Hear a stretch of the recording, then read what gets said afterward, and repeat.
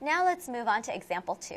Let's create a frequency visualization for gender. And what would that be called? Well, let's answer this question first. What would that be called? What kind of variable is gender? Well, gender, you could have values such as male, female, blank, right?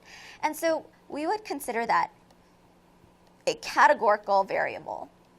And when you have a categorical variable, we know we're going to be making a bar graph. All right, so let's go back to our examples. So if you move on to the gender sheet, here we have gender's values, 0, 1, and 2. 1 means they're a male, 2 means they're female, 0 means they didn't put their gender down. All right, so let's put in our formula. Count if, and I'm going to go to my data, and let's find the gender column. So let's see, here's the beginning. Gender is right here.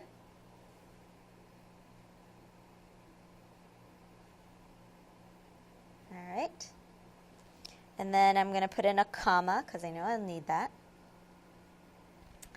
And let's put in this gender. So count if it is 0. Their value is 0. And let's lock this data in place so that we could easily copy and paste later.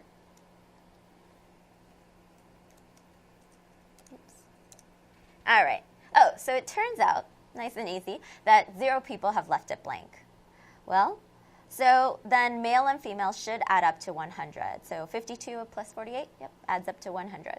So why don't we skip that blank one because no one left it blank. And let's just select male and female. And then go to charts and hit column if it's not already selected. And go ahead and create a bar graph.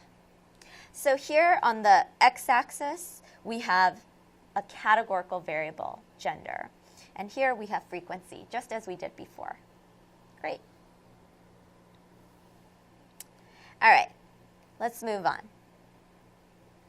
Example number 3. Suppose we collect the following information for each student in a class. Age, hair color, number of siblings, miles from school, miles they live from school. So what are the cases in this data set? And what kind of variables are here? So is it categorical or continuous? And what kind of frequency visualization would we create for each variable? All right, let's start with the first question. What are the cases? Well, what's the thing that sort of unites all of these 4 variables together? Well, that's going to be each student. So each student is a case. Right? Okay, so what kind of variables do we have here? I'll put this in blue. So what kind of variable is age? Continuous or categorical? Well, age, those numbers actually mean something, right? Being 10 and 11 and 12, and there's always stuff in between. So age is continuous. What about something like hair color? Hair color, we usually code it as something categorical.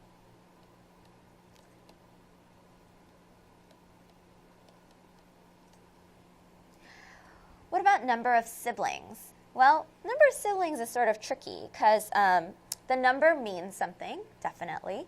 Having 1 versus 2 versus 3. 3 is definitely more than 2, right? But there's no such thing as having like 2.5 siblings, right? So does it count as continuous? Well, I'm going to list it as continuous for now. Because one of the things is going to be that later when we create an average and we say maybe the number of children in a family are something like 1.75, right? We know that average, it means something. So because of that, I'm going to list it as continuous. Miles from school, that's also going to be continuous. All right. So because of that, what kind of frequency distribution of visualization would we use for each variable? Well, for age, For every continuous variable, we'd use a histogram. And so why don't we just fill that in for all of these? And for our one categorical variable, we'd use bar graphs. Great. All right, here's example 4. What kind of graphs are shown below? Well, let's see. This graph, let's look at the first one up on top. It says this is about the growth of the fast food industry. It seems to have number of stores plotted on the y-axis, so frequency, number of stores, for McDonald's, Burger King, and Taco Bell in 1992 and 1996. So to me, it seems like, oh, like each of these have had more stores in 1996 than 1992, something like that, right? For better, for worse, right? I guess mostly for worse. But here, what kind of graph is this? Is this a dot plot? No. A stem plot? No. We could rule those out. So it basically comes down to, is it a bar graph or a histogram, right? And that's really going to depend on whether the x-axis has categorical or continuous variables. Well, here you could sort of see that these are grouped into McDonald's, Burger King, and Taco Bell. Those are names of fast food restaurants, right? So fast food restaurants is sort of on our x-axis. Fast food restaurants is a categorical variable, right? So we know that this one, I'll write it in red, is a bar graph. Because even though year is continuous, it's not listed in a continuous way. They've only picked like 2 sort of random years, right? So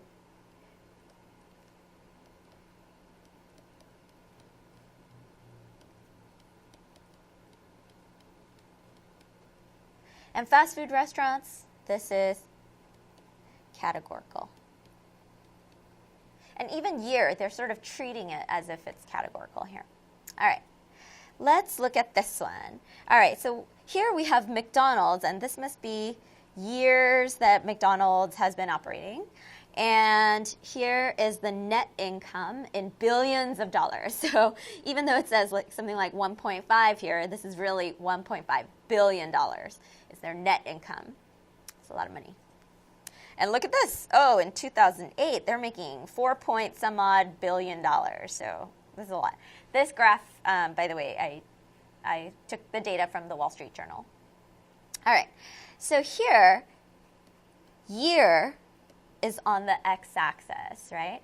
And year is continuous. Or they're treating it continuous here. Because they didn't skip any numbers. It's 3, 4, 5, 6, 7, 8, right? And this is sort of the number of dollars made, right? And so here we'd consider this a histogram.